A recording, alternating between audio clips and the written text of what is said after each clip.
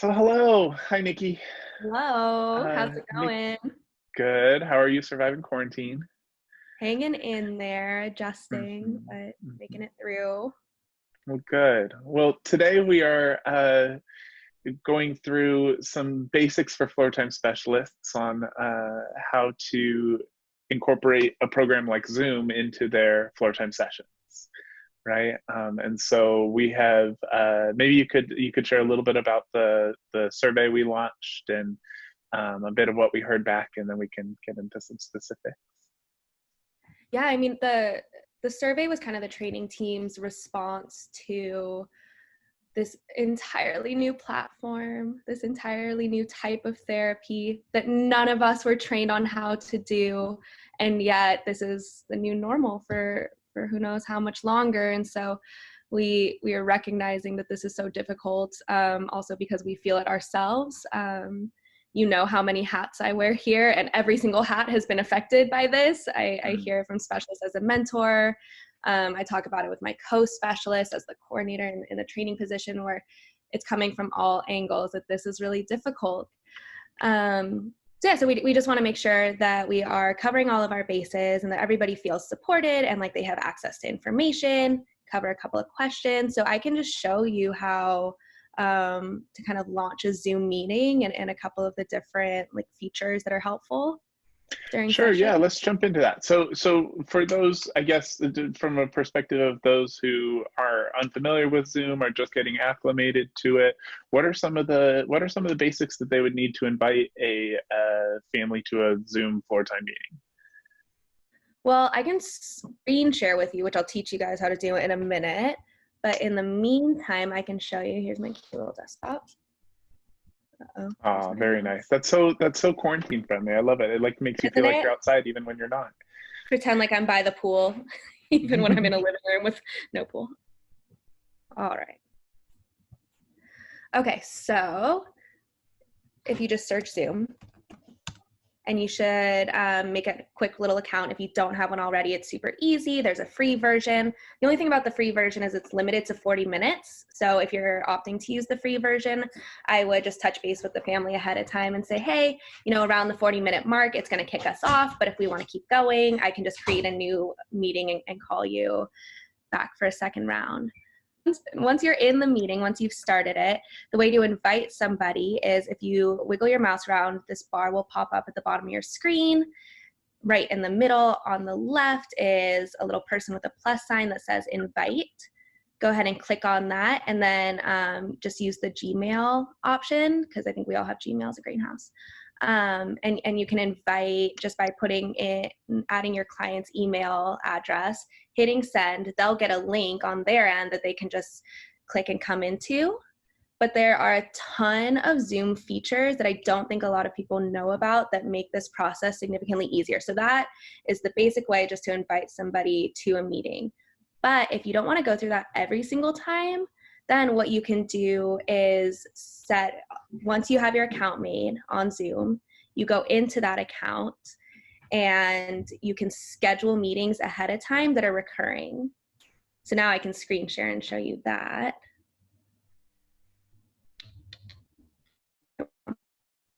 So now you're on my account. Get out of here. And over on the left, underneath profile, it says meetings. Once you click on that, see, I have my client meeting scheduled for the rest of the month. Oh, that's a very helpful feature. I keep the names right here, the times are recurring, and everybody is already invited ahead of time. And now one thing I noticed is that you have stuck with our privacy concerns by only using client initials instead of full names as well. The privacy thing has definitely been an adjustment on Zoom to figure out what is HIPAA compliant, what is kind of within confidentiality boundaries. But as far as the written stuff goes, I even just in the notes on the side, if I'm chatting with a parent, I continue just to use the first initial or the 2 and 2 like we have over here for the names. Gotcha. So if you want to schedule a new recurring meeting, you're just going to click schedule a meeting. I'm going to call this Ryan. You can put a little note right here, Floortime session with Nikki. Pick your time, it's gonna be today. this is the part, time zone, right underneath it says recurring meeting. Click that. Instead of daily, we're going to go weekly. But you can also modify this if it's every Monday and Wednesday, Monday, Wednesday, Friday. You can make those modifications as needed. And then make sure that you're clicking video on for everybody. That way you don't have to deal with as much of kind of like the Zoom startup awkwardness where, where some people are muted, some people are video, some people the video isn't allowed. If you do these recurring meetings and have it set ahead of time, then people just jump right on video. Works a lot smoother.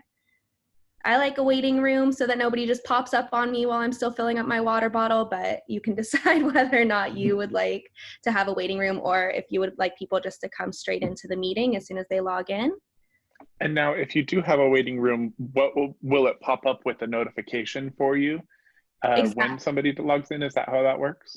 Exactly. So you'll log in ahead of time, which I think is also something that has saved me in these Zoom meetings, is logging in like 2 or 3 minutes early. As soon as you join as the host for your meeting, then it'll give you the option to test out your mic, test out your video. Those couple minutes ahead of time really help me stay grounded, be prepared, make sure everything is working right.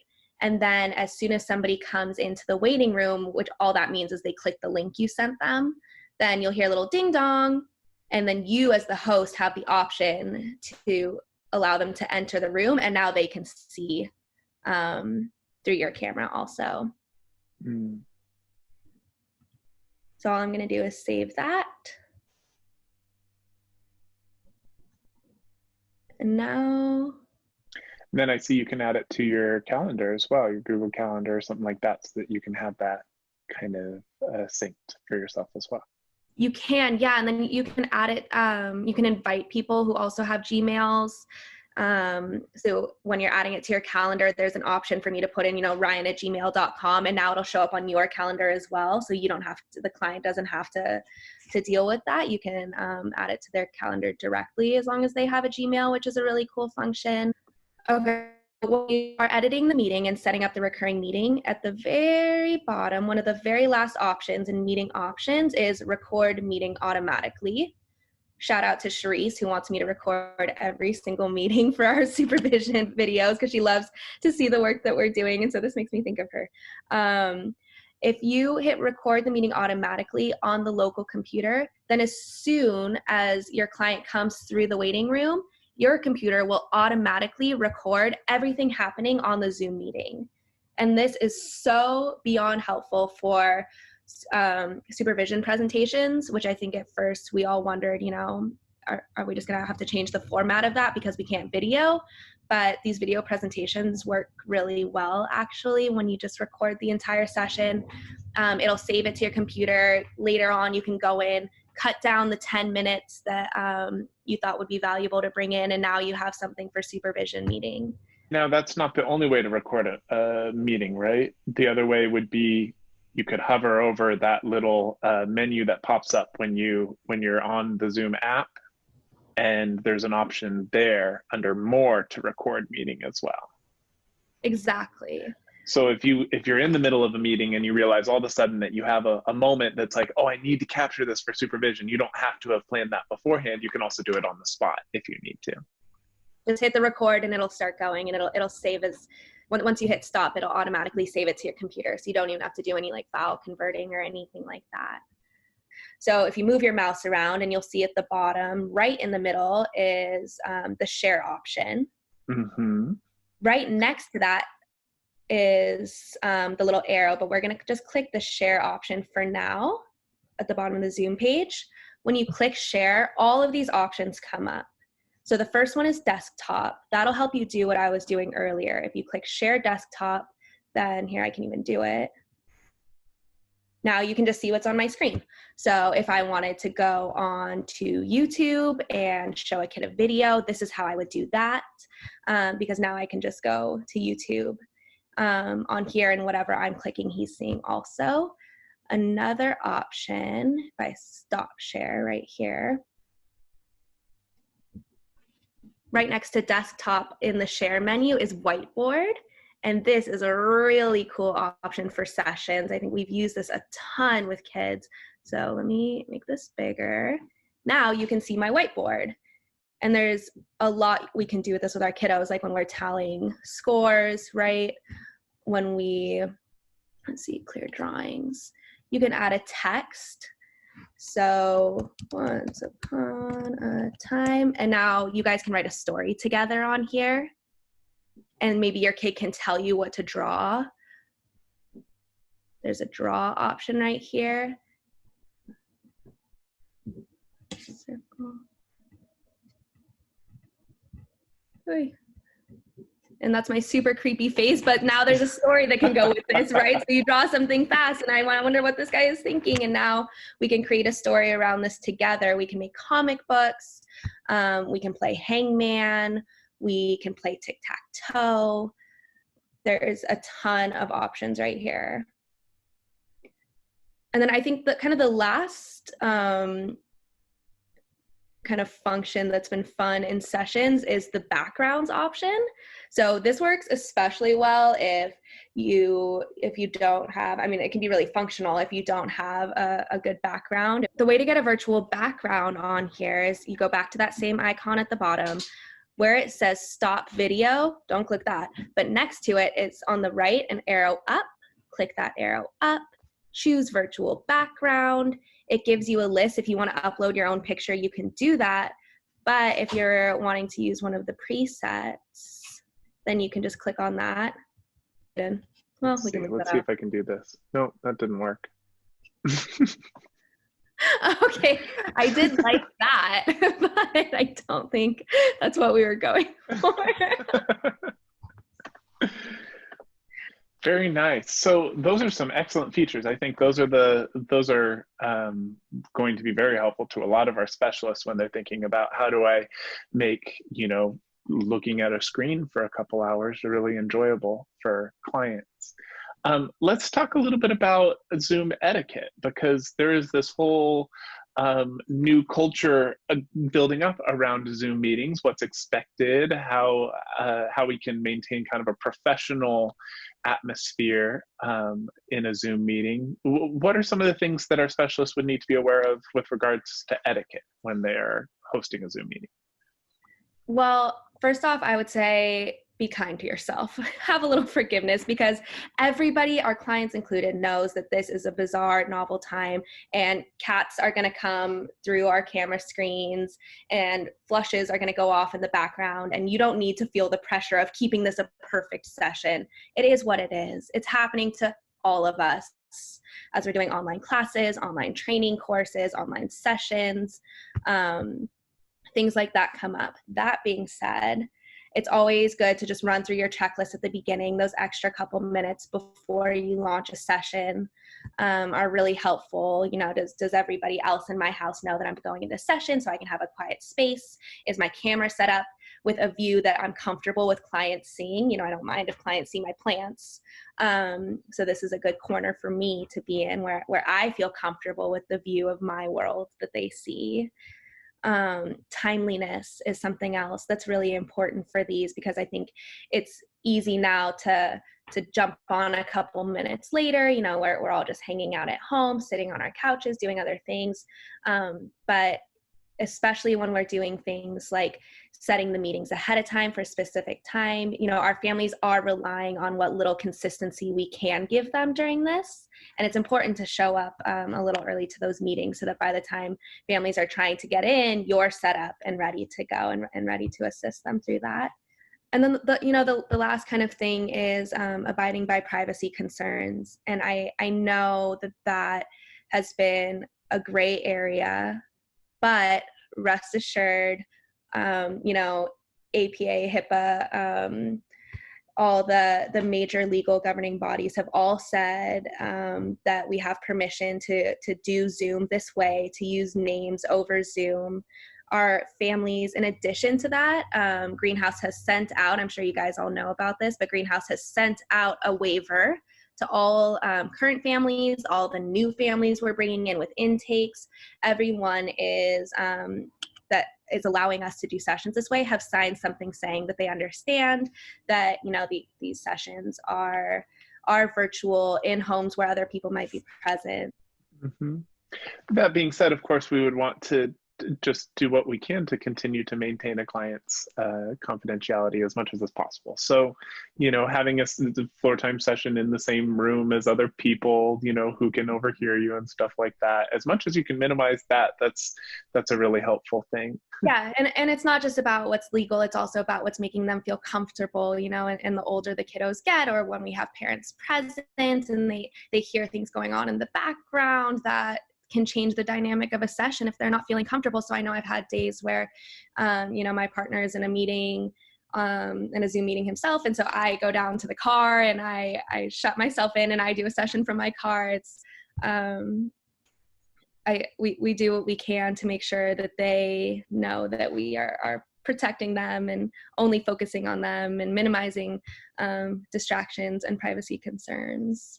Yeah, the car experience is funny because that ended up being kind of the theme of the day was, where is Nikki going in her car? And I was pretending to drive the car, and the kid was choosing the destinations and telling me how to drive without getting in an accident. And so you'll kind of find that as we are making these adjustments to meet our needs on this end of things, that the clients and the sessions will adjust as well, and it works out. So let's transition to one last topic for this video, which is Zoom fatigue. This is a term that's kind of going around right now, and it was one of the more common things that we received in our survey responses was, why is doing floor time over Zoom so stinking tiring? Why do I feel like I just need to take a nap after my Zoom meetings throughout the day? I wonder, Nikki, if you're willing to share, has that been true for you? I know that for me, it's been way more exhausting to be having meetings over this. Completely. And at first, I think there was like this novelty of, oh, this is different. So there were a couple weeks where I wasn't feeling it as much, and I was hearing the buzzword, Zoom fatigue going around, and it didn't really resonate. And then all of a sudden, it hit really hard, actually, where, a couple weeks I was starting to dread my time on Zoom. It felt like I was glued to my computer. People are talking about this, and so people are also researching what is going on for us all, that we're feeling so much more tired when we have all these meetings on Zoom. And there have been a couple of things that have come up as kind of common factors that contribute to Zoom fatigue. So the biggest thing to understand here is that there are so many novel demands that are placed on us when we have a Zoom meeting. One of the more obvious ones being that we can all see our own face throughout the meeting. We can all we can all see exactly what's going on, all of our imperfections, whether we're having a good or bad hair day, whether we have a new zit that has popped up or something like that, and we're seeing what our clients see, but that we don't necessarily always remember that our clients are seeing throughout the day. So this can even mean that some of the facial expressions that we use, where we think we're having really high affect in a session, we might look at our face and go, oh, wow, that's actually a little bit duller than I thought it was. That's a little bit more of a blank expression than I thought. And so we're constantly critiquing ourselves and constantly kind of adjusting and adapting based on what we're seeing out of our own face. In addition to that, we have this intensity of looking at another person's face as well. That we are when we have a normal conversation, we're often looking away, we're looking off, particularly when we're the ones talking. We're often kind of thinking to ourselves and looking up, or we might look at someone's shoes, or we might look around their room. On Zoom, we only have a few things to look at. We can look at the person, and we can look at what's right behind the person, which, in my case, is not very much here. Right. And so we have this demand that we feel placed on us to be constantly reading, attuning to another person's expression. Now, this is great for floor time and understanding what's going on in someone else's mind, but it's also way more than we're used to doing it. And so that in itself can be very taxing as we notice things in another person's expression that maybe we are not used to picking up on. There's also the pressure we feel to share more about what's going on in our life.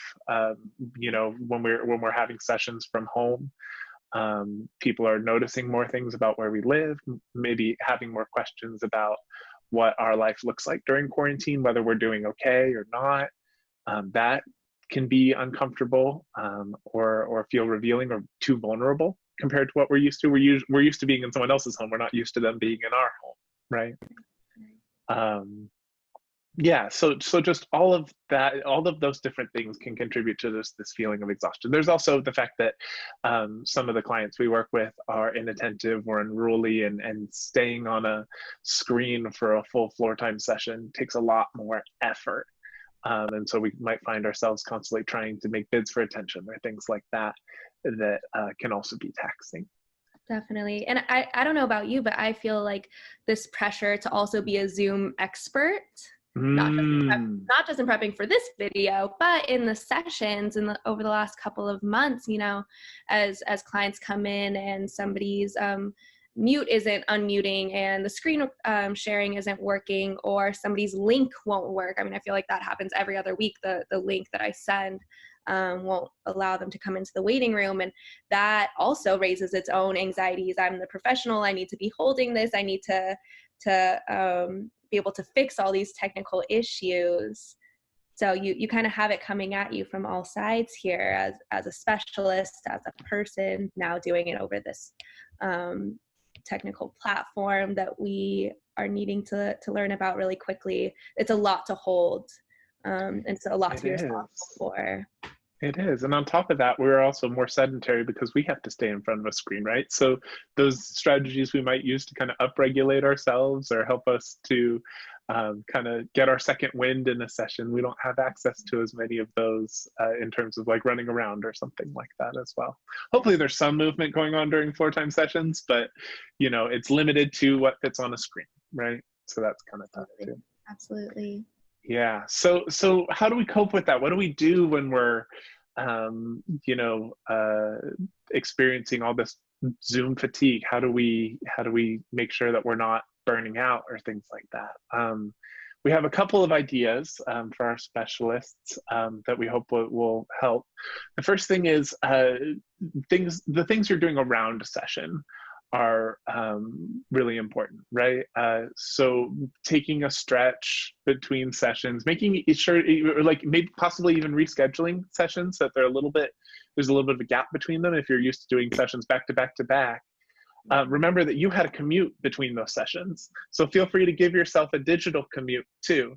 And take 10 or 15 minutes to unwind, go do something that doesn't involve a screen. Don't just pick up your phone as soon as the session's over and look at another screen, because that will contribute to your eyes getting more tired, and all that blue light messes with our whole system too. Doing things like maybe doing a couple of quick yoga poses in between sessions, taking some deep breaths, finding your center, coming back to, you know, reality, not digital reality, virtual reality, but what's right around you. Noticing if you have been drinking enough water, eating snacks throughout the day, all these basic kind of self-care things that we can do to help our body prepare for these long hours of sitting in front of a screen or standing in front of a screen, playing in front of a screen. If you have other people around, consider trying to book times to have conversations with people in person instead of on a screen. Or even if you don't have people around, calling someone on the phone without a video component can just be a great way to have a conversation that doesn't involve staring at yourself the whole time. You can also, there's a fun feature on Zoom where you can actually hide yourself. So if you hover over your screen, and particularly your video, you'll notice that you have 3 little dots up in the top right corner of your video. If you click that, there's an option that says hide self view. And then I don't have to stare at myself anymore for a little while.